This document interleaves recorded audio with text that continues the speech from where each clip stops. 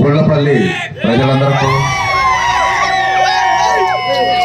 జన సైనికులకు, వీర మహిళలకు పేరు పేరున నమస్కారం. అలాగే ఈ కార్యక్రమాన్ని గుళ్ళపల్లి గ్రామంలో జానీ గారు, వారి మిత్ర బృందం అందరూ కలిసి ఈ రాక్షస ప్రభుత్వం మీద, ఈ సైకో ముఖ్యమంత్రి మీద విరక్తి కలిగి ఈరోజు సాధారణంగా జనసేన పార్టీలోకి పవన్ కళ్యాణ్ గారి ఆశయాలు నచ్చి ఈరోజు జనసేన పార్టీలో చేరడం జరిగింది. వారికి జనసేన పార్టీ తరఫున సత్తెనపల్లి నియోజక సమన్వయకర్తగా స్వాగతం పలుకుతా ఉన్నాము. రేపు రాబోయే రోజుల్లో కూడా ఈ గ్రామంలో కూడా ఇంకా పెద్ద ఎత్తున చేరికలు చేరి రేపొద్దున గొప్పగా జనసేన పార్టీ వర్ధిల్లాలని చెప్పేసి ఈ సభా వేదికగా నేను మనస్ఫూర్తిగా కోరుకుంటా ఉన్నాను. అలానే ఈ కార్యక్రమానికి అధ్యక్షత వహించిన గ్రామాధ్యక్షులు నక్క వెంకటేశ్వర గారికి, గ్రామాధ్యక్షురాలు మండల అధ్యక్షురాలు దాడవాయి లక్ష్మి గారికి, మా జిల్లా ప్రధాన కార్యదర్శి కొమ్మిశెట్టి సాంబశివరావు గారికి, అలానే ముప్పాళ్ళ మండల ప్రెసిడెంట్ సిరిగిరి పవన్ కుమార్ గారికి, నాదేంద్ర నాగేశ్వరరావు గారికి, అలానే వేదికను అలంకరించిన మిత్రులందరికీ, పెద్దలందరూ కూడా పేరు పేరున నమస్కారం.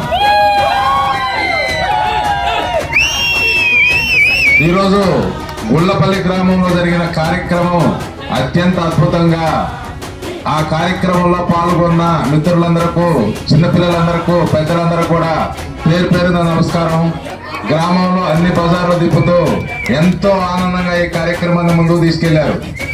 దానికంటే కూడా మన ప్రజలందరికీ మేలు జరగాలంటే, మన పిల్లలందరికీ ఉద్యోగాలు రావాలంటే, మనకి అమరావతిలో రాజధాని కావాలంటే ఈ సైకో ముఖ్యమంత్రి పోవాలి అనే ఉద్దేశంతో ఈ ప్రజలందరూ కూడా ముక్త కంఠంతో, పార్టీలకు అతీతంగా, మతాలకు అతీతంగా ఈ ముఖ్యమంత్రి పోవాలి.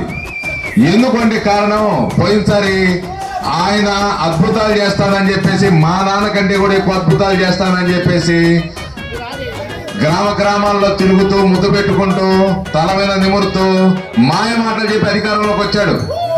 వచ్చిన తర్వాత రాకముందు ఏమన్నాడు, అమరావతి రాజధాని అన్నాడు, నేను ఇక్కడే ఇల్లు కట్టుకుంటున్నా అన్నాడు, ఇక్కడే సంసారం చేస్తా అన్నాడు, అన్ని చెప్పాడు, మాయ మాటలు చెప్పాడు, పోలవరం పూర్తి చేస్తా అని చెప్పాడు, అన్ని చెప్పాడు. కానీ వచ్చిన తర్వాత రావటంతోనే అతని రాక్షస తత్వం ఏంటి, అతని మైండ్ ఏంటి, అతని మైండ్ లో ఏదైతే ఉందో ప్రజా దర్బారా, ప్రజా వేదిక అనే దాన్ని కూల్చివేతతో మొదలు పెట్టాడు. అక్కడి నుంచి ప్రతి దాన్ని కూల్చటం, లేదు అంటే వ్యక్తుల మీద కేసులు పెట్టి జైలుకు పంపించడం.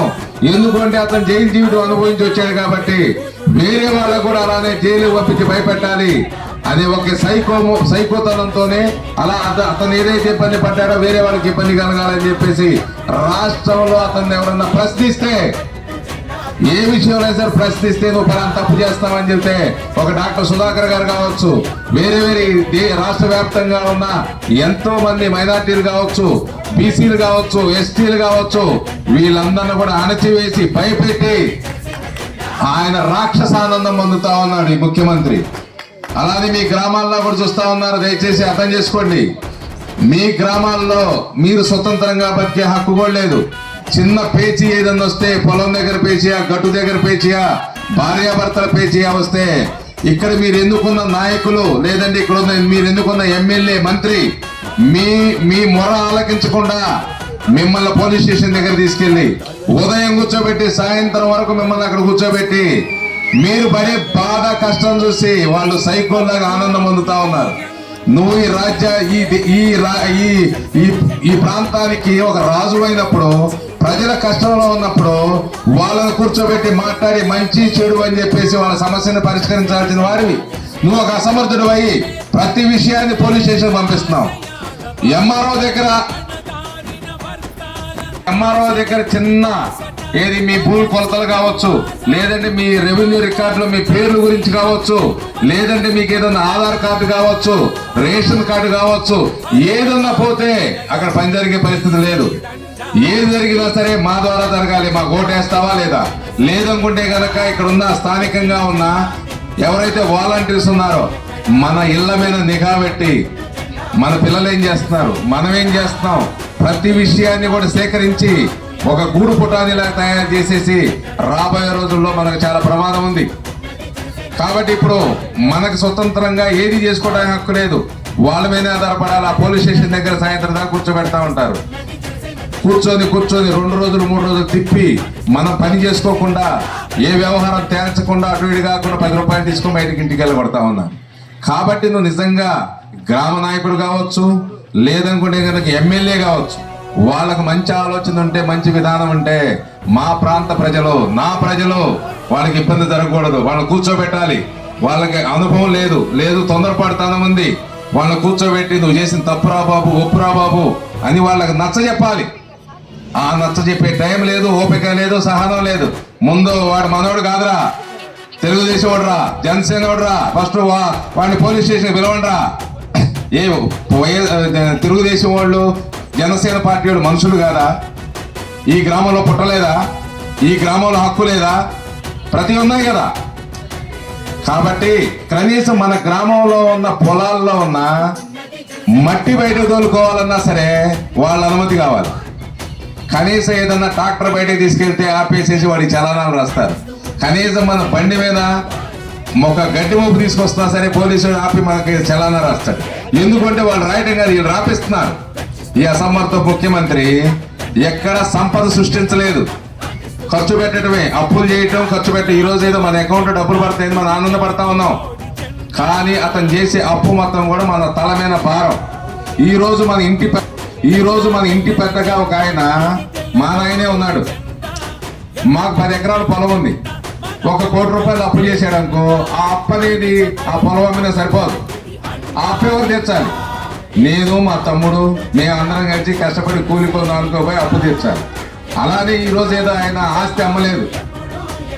జగన్మోహన్ రెడ్డి వాళ్ళ నాయన ముఖ్యమంత్రి అయ్యేటప్పటికి ఏమి డబ్బులు లేవు ఆయన దగ్గర, జీరో. మనకంటే కూడా సామాన్యంగా ఉన్నాడు. ఏం చెప్తుందని సామాన్యంగా ఉందని ఎలా తెలుసు అంటే, అతని ఇన్కమ్ ట్యాక్స్ అనేది సంవత్సర ఆదాయం ఏమీ లేదు, జీరో. వాళ్ళ నాన్న ముఖ్యమంత్రి అయిన తర్వాత అక్రమంగా వాళ్ళని బెదిరించి, వీళ్ళని బెదిరించి పెద్ద మొత్తంలో డబ్బులు సంపాదించి, ఆ తర్వాత ఆయన గారు చనిపోయిన తర్వాత ఈయన పాదయాత్రను పెట్టి విపరీతమైన డబ్బు ఖర్చు పెట్టి జనాలను మాయ చేసి వచ్చాడు. వచ్చిన తర్వాత ఏదన్నా సరే ప్రజలకు ఉపయోగపడే పని ఆయన చేశాడా? లేదు. మీకున్న పాస్బుక్ మీద ఆయన ఫోటో వేసుకుంటాడు. మీకున్న సర్వే చేసి, ఇప్పుడు కొత్తగా సర్వే చేస్తా ఉన్నారు, సర్వే రాళ్ళ మీద కూడా ఆయన పేరే ఉండాలంట. స్కూల్కి 3 రంగులు ఆయన పార్టీ జెండా రంగులే ఉండాలి. చివరికి రేపు కనుక అధికారంలోకి వస్తే మన నెత్తిన 3 నామాలు కూడా 3 రంగులు పెడతాడు ఆయన. కాబట్టి ఈరోజు ఏదైతే ఉందో ప్రచారానికి, రంగులు వేయడానికే ఖర్చులన్నీ పెద్ద మొత్తంలో 1000 కోట్లు ఖర్చు పెట్టాడు. స్కూళ్ళు ఉన్నాయి, నాడు నేడు స్కూళ్ళు మొదలు పెట్టాడు. అక్కడ జరిగింది ఏమి లేదు, రంగులు వేయటం, హైకోర్టు లేదంటే ఏ కోర్టు అయినా సరే ఆయన మొట్టికాయలు వేయటం, మళ్ళీ రంగులు దుడిపేయటం. ప్రతిదానికి రంగులేయటం, రంగులు దుడిపేయటం. ఈ రంగులేయటానికి, రంగులు దుడిపేయటానికి కొన్ని ఏదన్నా సమస్య వస్తే ఎంఆర్ఓ దగ్గర పెట్టుకుంటే సర్వే చేసుకుంటారు, అయిపోతుంది. ఏదో దేశవ్యాప్తంగా సర్వేని పెట్టేసి ఎంతెంత ల్యాండ్లు మిగిలినాయి, ఎక్కడ ల్యాండ్లు కొట్టేద్దామని చెప్పేసి ఆయన స్వలాభం కోసం ఈ ల్యాండ్ మింగేయడానికి సర్వే పెట్టాడు. ఇంకోటి కూడా ఇప్పుడు కొత్త రిజిస్ట్రేషన్ యాక్ట్ తీసుకొచ్చాడు. మన భూమి మీద మనకు హక్కు ఉండదంట. మన భూమి మీద హక్కు ఉండదు. మనకేసిన డాక్యుమెంట్ ఆయన దగ్గరే ఉండదంట. నిన్న క్లాసులు చదివి వినిపిస్తా ఉన్నారు. ఒక సెక్షన్ లో ఒక క్లాస్ చదువుతా ఉంటే మన భూమిని ఆయన ఎవరికైనా తాకట్టు పెట్టేటంట, ఎవరికైనా అమ్మొచ్చంట, ఏదైనా చేయొచ్చంట. ఆయనకు సర్వ హక్కులు ఉన్నాయంట. ఈ కోర్టులు పనికిరావంట. జగన్మోహన్ రెడ్డి గారు ప్రత్యేకంగా కోర్టు ఏర్పాటు చేస్తాడంట. ఆ కోర్టుల ద్వారా ఆయన ఏది చెబితే అది శాసనం అంట. ఇప్పుడు ఏదైతే వాలంటీర్లు పెట్టి మనమేం పెత్తనం చేస్తా ఉన్నారో, రేపు రాబోయే రోజుల్లో కూడా మన భూమి మీద మన హక్కు లేదు. మనకేదైనా అవసరమై పిల్లల్ని ఏదన్నా చదివించుకోవాలి, ఏదైనా బ్యాంకులో లోన్ తెచ్చుకోవాలంటే మన హక్కు లేదు. దీనికి మళ్ళీ ఒక గజిటేరి దగ్గర పోయి పలాని సుబ్బారావు గారిదే ఈ భూమి అని ఆయనకు లంచాలు ఇచ్చి ఆయన చుట్టూ తిరిగి ఒక సర్టిఫికేట్ తీసుకెళ్తే అప్పుడు పని అవుతుందంట. ఇప్పుడున్న వ్యవస్థలోనే తలపొప్పి కడతా ఉన్నా లేదా మనకి? ఇప్పుడు కొత్తగా దాన్ని తీసుకొచ్చి మన రకరకాలుగా మన ఆస్తి మీద మన హక్కు లేకుండా, మన తాతో మన నాయనో కష్టపడి సంపాదించిన ఆస్తి అది, దాని మీద మన హక్కు లేకుండా ఆయన పెత్తనం ఏంటి? ఇది ఎక్కడ కూడా భారతదేశంలో కూడా ఎక్కడా లేదు, తరతరాల నుంచి కూడా లేదు. ఎవడి భూమి మీద వాడికి హక్కు ఉంది, ఎవడి ఇంటి మీద వాడికి హక్కు ఉంది. మన ఇళ్ళ మేము కూడా ఆయన డబ్బులు తీసేసుకోవచ్చంట.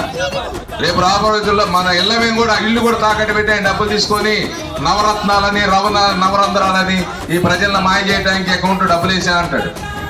డబ్బులు వేస్తాడు, ఈ రోజు వేస్తాడు, రేపు గుంజేస్తాడు. ఈ రోజు వేస్తాడు, రేపు గుంజేస్తాడు. ఇవాళ ఆటో వాళ్ళకి డబ్బులు వేస్తున్నాడు, వాళ్ళు రోడ్డు బ్యాంక్కి వెళ్తే బ్రేక్ ఇన్స్పెక్టర్ పట్టుకుంటాడు. ఏ కార్యక్రమం అమ్మఒడి అన్నాడు, అది ఎలా జరుగుతుందో మీకు తెలుసు. ఈ రోజు ఆశా వర్కర్ల దగ్గర నుంచి, అంగన్వాడీ దగ్గర నుంచి, ఎవరైతే మున్సిపల్ కార్మికుల దగ్గర నుంచి ఈ రోజు రాష్ట్ర వ్యాప్తంగా అందరూ కూడా మాకు జీతాలు రానట్లేదు మహాప్రభువు, మాకు జీతాలు పెంచు, సెంట్రల్ గవర్నమెంట్ స్టేట్ గవర్నమెంట్ ప్రకారం మినిమం జీతం 26,000 రూపాయలు ఇవ్వండి, మేము బ్రతకడానికి కానీ మా పిల్లల్ని బతికించుకోవడానికి కానీ మాకేదైనా హాస్పిటల్ అయితే మేము చూపించుకోవడానికి కానీ లేదు అని మొత్తుకుంటా ఉన్నాడు. ఎవరు పట్టించుకునే వాళ్ళు లేరు. వాళ్ళకి మాత్రం ఆయన సలహాదారులు, ఈయన చేసే పెద్ద తొక్కల పరిపాలనకి 90 మంది సలహాదారులు, ఒక్కొక్కడికి 3 లక్షలు 4 లక్షలు 5 లక్షల రూపాయలు ఇష్టం వచ్చినట్టు జీతాలు ఇస్తా ఉన్నాడు. వాళ్ళకి ఎలవెన్స్లు కార్లు అన్ని ఇస్తా ఉన్నాడు. కానీ ఈరోజు కష్టపడేవాడికి, పనిచేసేవాడికి ఎవరికి ఏం అవకాశాలు లేవు. కాబట్టి దయచేసి రాజకీయాలకు అతీతంగా మన ఆంధ్రప్రదేశ్ గురించి ఆలోచించాల్సిన అవసరం వచ్చింది. రాజకీయాలు అనేది ఇంతకు ముందు రోజులు ఆలోచించిన ఒక అర్థమంది. ఈరోజు మీరు రాజకీయాలు అనేది పక్కన పెట్టి మీరందరూ కూడా పిల్లలను చదివించుకుంటా ఉన్నారు. ఆ పిల్లలకి ఉద్యోగాలు లేక ఏ హైదరాబాదో, ఏ బెంగళూరు, ఏ మద్రాసా వెళ్తా ఉన్నారు. అక్కడికి వెళ్ళి వాళ్ళు పడే బాధలు, వాళ్ళ కష్టాలు మీరు చూస్తే మీ కడుపు తరుక్కుపోతుంది. మీ పిల్లలు కూడా మీకు చెప్పరు. ఎందుకంటే అక్కడ పోతే వాళ్ళ ఉద్యోగాలను మన మీద అడుగుతున్నామని, వాళ్ళ ఉద్యోగాలు మనం లాక్కుంటున్నామని, వాళ్ళు బతకడానికి వచ్చిన నా కొడకలారా మీ ప్రాంతంలో ఉద్యోగాలు లేక మమ్మల్ని ఎందుకు వేధిస్తున్నారు, మా దగ్గరికి ఎందుకు వచ్చారా అని చెప్పేసి మన వాళ్ళని మేము కూడా హైదరాబాద్ ఏదైనా సందర్భం వచ్చినప్పుడు ఆ మాట అంటానే ఉంటారు. ఇప్పుడు మన ఊరే ఉంది, ఈ ఊరు పక్క ఊరు వచ్చి పెద్దనం చేస్తే ఏమంటారు, పొరుగు ఊరు నువ్వు బతకడానికి వచ్చాడు అంటారా లేదా? అలానే ఇక్కడ మన ప్రభుత్వాలు ఉన్నాయి. మన ఉద్యోగాలు సృష్టించుకోలేమా? మన సంపదను మనం పెంచుకోలేమా? మన అమరావతి రాజధానిని మనం సాధించుకోలేమా? ఒకటి ఆలోచించండి. ఇప్పుడు ఇది రాజకీయాల గురించి ఆలోచించే టైం కాదు. మన భవిష్యత్తు, మన పిల్లల భవిష్యత్తు గురించి బాగుండాలంటే జనసేన తెలుగుదేశం ప్రభుత్వం ఎందుకు రావాలి అంటే ఆంధ్ర రాష్ట్రం బాగుండాలి అని వాళ్ళిద్దరూ ఆలోచించారు కాబట్టి, ఆంధ్ర రాష్ట్ర ప్రజల గురించి ఆలోచించారు కాబట్టి, ఆంధ్ర రాష్ట్ర ప్రజల తలరాతల గురించి ఆలోచించారు కాబట్టి వాళ్ళు రావాలి. వాళ్ళు వస్తే జరిగేది ఏంటి, ఈయన ఉన్నప్పుడు జరగదు ఏంటంటే ఈయన అమరావతి రాజధాని అనేది 3 ముక్కలు చేశాడు. ఎక్కడ ఎర్రమట్టి ఉంటే రాబందుల్లాగా వాళ్తారు, ఎక్కడ ఇసుకుంటే సైతానులా ఎత్తుకుపోతా ఉంటారు. ఎర్రమట్టి కావచ్చు, ఇసుక కావచ్చు, ఇవాళ వైన్ షాపులు ఉన్నాయి, అక్కడ ఏ మందు అమ్ముతున్నారో ఎవరు తయారు చేసాడో కూడా తెలియదు. ఆ మందు తాగటం అనేది తప్పు. ఆ తాగితే రకరకాల ఆరోగ్య సమస్యలు వచ్చి నానా ఇబ్బందులు పడి వాళ్ళు హాస్పిటల్ చుట్టూ తిరుగుతా ఉన్నారు. ఏదున్నా సరే ఈ ముఖ్యమంత్రికి డబ్బులే కావాలి. ఏ విధంగా కానీ ప్రజలు ఏమన్నా కానివ్వండి, డబ్బులే కావాలి. కాబట్టి ఈ ప్రభుత్వంలో ఏదన్నా ఉద్యోగాలు వచ్చాయా, ఈ ప్రభుత్వంలో ఏదన్నా పరిశ్రమలు వచ్చాయా, పోలవరం ఏదైనా కంప్లీట్ అయిందా? ఏమీ కాలేదు. కాబట్టి ఇవన్నీ జరగాలంటే జనసేన తెలుగుదేశం ప్రభుత్వం అధికారంలోకి రావాలి. ఆ రోజు కూడా 2014 సంవత్సరంలో కూడా జనసేన పార్టీ అధ్యక్షుడు కొత్త పార్టీ అని చెప్పేసి అనుభవం ఉన్న వ్యక్తి ఏదైతే రాష్ట్రం విడిపోయిందో కనీసం జీతాలు ఇవ్వలేని పరిస్థితిలో ఉన్నారన్న ఉద్దేశంతో ఎలాంటి లాభాపేక్ష లేకుండా, ఎలాంటి పదవులు ఆశించకుండా స్వచ్ఛందంగా ఆయన సపోర్ట్ ఇచ్చాడు. ఆ తర్వాత ప్రభుత్వంలో జరిగిన ఏదైతే ప్రత్యేక హోదా ఉందో దాని గురించి కావచ్చు, ఈ రైతుల దగ్గర నుంచి పొలాలు సేకరించే కావచ్చు, పవన్ కళ్యాణ్ గారికి చంద్రబాబు నాయుడు గారికి కొన్ని విభేదాలు జరిగినాయి. ఆ తర్వాత 2018లో సపరేట్ గా పోటీ చేయడం జరిగింది. ఆ సపరేట్ గా పోటీ చేయవలన ఏ నష్టం జరిగిందో ఇద్దరు ఆలోచించి మన విధంగా సపరేట్ గా పోటీ చేసేందువల్ల జగన్మోహన్ రెడ్డి అధికారంలోకి వచ్చి ప్రజల జీవితాలని ఆడుకుంటూ ప్రజల జీవితాన్ని ఛిద్రం చేస్తాడు. కాబట్టి మనం కలిసి పోటీ చేసి ఈ ఆంధ్ర రాష్ట్రానికి అమరావతి రాజధాని కావాలి, పోలవరం పూర్తి చేయాలి, పరిశ్రమలు తీసుకురావాలి, ఉద్యోగ అవకాశాలు కల్పించాలి. ఇవన్నీ జరగాలంటే పోలవరం అమరావతి రావాలి అంటే జనసేన తెలుగుదేశం, పోలవరం పూర్తి కావాలంటే జనసేన తెలుగుదేశం ప్రభుత్వం రావాలి, ఉద్యోగ అవకాశాలు రావాలి అంటే జనసేన తెలుగుదేశం ప్రభుత్వం రావాలి, ఆడవాళ్ళ మీద అకృత్యాలు ఆగాలి అంటే జనసేన తెలుగుదేశం ప్రభుత్వం రావాలి. మనమందరం కూడా మన ఆస్తుల్ని మనం కాపాడుకొని మన పాస్బుక్ మన దగ్గర ఉండాలి, మన ఇంటి పేపర్లు మన దగ్గర ఉండాలి అంటే జనసేన తెలుగుదేశం ప్రభుత్వం రావాలి. ప్రజలు ఆనందంగా గడపాలి, ప్రజల ఆనందంగా ఎవరు పనులు చేసుకోవాలి అంటే ఎవరు బెదిరింపులు లేకుండా. ఈరోజు ప్రతిదానికి బెదిరించడమే, ప్రతిదానికి భయపెడతారు. కాబట్టి ప్రజలారా ఆలోచన చేయండి. రాజకీయాలు కొంతవరకు అవసరం, కానీ మన దాకా వచ్చి మనం మునిగిపోతా ఉంటే మనమందరం ఐకమత్యంగా మనల్ని మనం కాపాడుకోవాలి. ఇవాళ ఎక్కడికి పోయినా సరే మీ రాజధాని ఏది అంటే చెప్పడానికి దిక్కు లేదు. మన పిల్లలు ఎంత ఇబ్బందులు పడుతున్నారో ఆలోచన చేయండి. కాబట్టి మీరు అందరూ కూడా దయచేసి ఆలోచించి పెద్దలు కుదుర్చుకున్నారు ఒప్పందం. ఆ ఒప్పందం ప్రకారం ఏదైతే ఈరోజు Janasena party Telugu Desam party MLA సీట్లు ఇన్ని కావాలి అన్ని కావాలని మాట్లాడుకుంటున్నారో, రేపు జనసేన తెలుగుదేశం ప్రభుత్వం అధికారంలోకి వచ్చిన తర్వాత అలానే గ్రామ స్థాయిలో కూడా సర్పంచ్ ఒకళ్ళు, ఉప సర్పంచ్ ఒకళ్ళు, ఎంపీటీసీ ఒకళ్ళు, జెడ్పీటీసీ ఒకళ్ళు, ఈ గ్రామంలో ఉన్న ఏవైతే రేషన్ షాపులు కావచ్చు లేదా పనికాహార పథకానికి సంబంధించిన ఉద్యోగాలు కావచ్చు, ఎందులో అయినా సరే మనం కూడా మన జనసేన పార్టీ తరఫు నుంచి వాటా అడుగుదాం. మనోళ్ళు ఎవరైతే ఉన్నారో మనోళ్ళందరూ కూడా ముందు వరుసలో పెడదాం. కాబట్టి నిజాయితీగా మనం పనిచేద్దాం, జనసేన పార్టీని అభివృద్ధి చేసుకుందాం, జనసేన పార్టీని బలంగా చూపించి జనసేన పార్టీ ప్రతి ఓటు రేపొత్తులో భాగంగా ఎవరికి సీట్ ఇస్తే వాళ్ళకి ఓటేసి ఆ అభ్యర్థిని భారీ మెజార్టీతో గెలిపించి ఇదిగో మా ఊరు నుంచి ఇన్ని ఓట్లతో మేము గెలిపించాం అని గుండెలు మేము చేసుకొని మన వాటాలేంటి మన హక్కులేంటి మనం అడిగే రైట్ వస్తుంది. అలా కాకుండా మన మీద గోడ మీద పిల్లుల్లాగుండి ఆయన చూస్తాడేమో ఏం చూస్తాడేమో అటు ఇటు కాకుండా ఉంటే రేపు అటు ఇటు అయిపోతాడు, ఏదన్నా కానీ పోతా ఉంటాడు. ఎంతో మంది ఆ రోడ్డు వైండింగ్ లేక ఆ రోడ్డు సరిగా లేక ఎంతో మంది చనిపోతా ఉన్నారు. కనీసం ఆ శవాలను చూసి చచ్చిపోయిన ఆ పిల్లలను చూసి ఆ తల్లిదండ్రులను చూసి కనీసం అతని మమకారం కానీ ఏది లేదు అతనికి. నిజంగా అతను కనుక అది ఉంటే అతని కళ్ళ ముందు అక్కడ ఎంతమంది చనిపోయారు, ఎన్ని వందల మంది చనిపోయారు 5 సంవత్సరాల్లో, కనీసం పట్టించుకోడు. దాని గురించి అక్కర్లేదు అతనికి. తోటకు రావాలి, మంచి ఫుడ్ తినాలి, వెళ్ళిపోవాలి, అంతే తప్పితే ఈ నియోజకవర్గ ప్రజల బాగోగులేంటి, నియోజకవర్గం గురించి ఆలోచన లేదు. ఇప్పుడు మన గ్రామాలకు సంబంధించి ఎన్నో సమస్యలు ఉన్నాయి. కనీసం వీధి దీపాలు సరిగా వెలగట్లేదు, కనీసం సైడ్ కాలువలు ఇంతవరకు కనీసం బాగు చేయడం కాదు కదా, గడ్డి కూడా వేయలేకపోయారు. ఆ సైడ్ కాలంలో బాగులేకపోవడం వలన ఇప్పుడు మన గ్రామంలో ఉన్న వాళ్ళకి ఎన్నెన్నో ఆరోగ్య సమస్యలు, మలేరియా అని లేదంటే టైఫాయిడ్ అని లేదంటే వేరే వేరే ఎన్నో రకాల జబ్బులు వచ్చి వాళ్ళకి హాస్పిటల్ పాలయ్యి ఎన్నెన్నో ఏదో విధంగా నష్టపోతా ఉన్నారు. కాబట్టి ఇవన్నీ కూడా సక్రమంగా జరగాలంటే మీరందరూ కూడా ఆలోచించి జనసేన తెలుగుదేశం ప్రభుత్వాన్ని గెలిపించడానికి ఓటేయాలి. మరలా కూడా దయచేసి చెప్తున్నా, మీ బిడ్డల భవిష్యత్తు బాగుండాలి, మీ భవిష్యత్తు బాగుండాలంటే జనసేన తెలుగుదేశం ప్రభుత్వం రావాలి. అలా కాకుండా ఈసారి గనక జగన్మోహన్ రెడ్డి నేతను అధికారంలోకి వస్తే మీరు కూడా పొట్ట చేత పట్టుకుని వలసలు పోవాల్సిందే. మీ ఆస్తులన్నీ కూడా ఏదో బ్యాంకులు తాకట్టు పెడతాడు. మీకు పొలాలు వేసుకోవడానికి పొలాలు కానీ ఇంట్లో ఉండడానికి ఇల్లు కూడా ఉన్నాడు. కాబట్టి మనల్ని మనం రక్షించుకోవాలి, మనం బతకాలంటే ఆ నరకాసురుడి నుంచి మనం బయటపడాలి అంటే సైకో ముఖ్యమంత్రిని బయటకు పంపించి జనసేన తెలుగుదేశం ప్రభుత్వాన్ని అధికారంలో తీసుకురావాలి. కాబట్టి మీరందరూ ఆలోచించి బలంగా రేపు పవన్ కళ్యాణ్ గారు, చంద్రబాబు నాయుడు గారు కూర్చొని ఒక నిర్ణయం తీసుకొని ఎవరికేం సీట్లు ఎవరికి ఏంటని ఎలా ప్రకటిస్తే ఎవరికి ఏ సీట్ ఇస్తే మనం అందరం కూడా బలంగా ఓట్లేసి గెలిపించి అత్యధిక మెజార్టీతో గెలిపించి ప్రతి కాన్స్టిట్యున్సీలో కూడా జనసేన తెలుగుదేశం ఓటు బ్యాంక్ అనేది మన ఎవరు మాటలేనొద్దు, దొంగ మాటలేనొద్దు. నిజాయితీగా పవన్ కళ్యాణ్ గారు ఉన్నారు. ఆయన ఏది చెప్తే అది తోచా తప్పకుండా పాటించే వాళ్ళే నిజమైన జన సైనికులు.